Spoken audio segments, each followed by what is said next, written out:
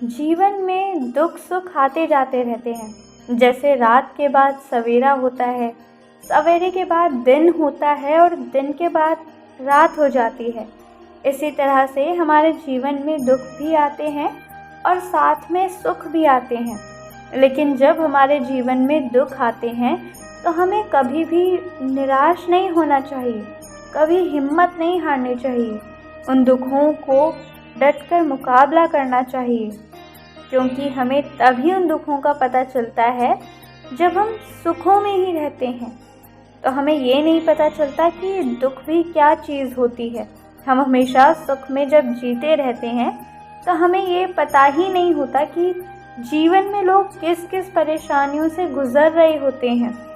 जब हमारे जीवन में दुख आते हैं तो हमें धीरे धीरे ये समझ आता है कि लोग कैसे कैसे अपना जीवन गुजार रहे हैं।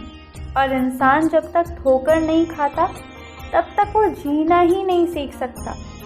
साईं बाबा कहते हैं ये जो जीवन है, ये जो मृत्यु लोक है, ये सिर्फ और सिर्फ दुखों का ही सागर है।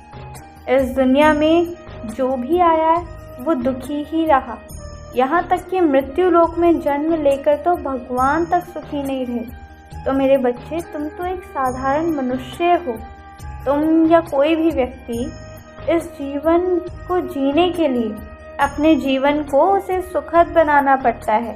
खुश रहने के लिए छोटी छोटी चीज़ों में अपनी खुशी ढूंढो, ताकि हंसते हंसते तुम अपनी ज़िंदगी अच्छे से गुजार सको। मैं तुम्हारी रक्षा कर रहा हूँ और करूँगा, हमेशा करूँगा। सबूरी रखो और मुझ पर विश्वास रखो। की हुई विनती कभी बेकार नहीं जाएगी। याद रखना इस बात को, कुछ चीज़ें अपनी चरम सीमा पर पहुँच चुकी है, ज़्यादा दूर नहीं है, इसलिए घबराओ मत। और एक चीज़ जो हमेशा से करते आए हो और करना, अपने हाथ से अच्छा ही करना, समझे। और अगर मेरी सेवा करना चाहते हो तो सबसे पहले खुद में, अपने आप में अच्छे से रहना। अपने घर पर शांति पूर्वक रहो। जो है उसके साथ प्रसन्नता से रहो, जो नहीं है उसकी परवाह किए बिना तुम अपने जीवन को एक नए मार्ग पर लेकर आओ। मैं तो हूँ तुम्हारे साथ, क्योंकि ना कोई तुम्हारा नाम खराब कर सकता है, ना कोई तुम्हारे जीवन के साथ छेड़छाड़ कर सकता है।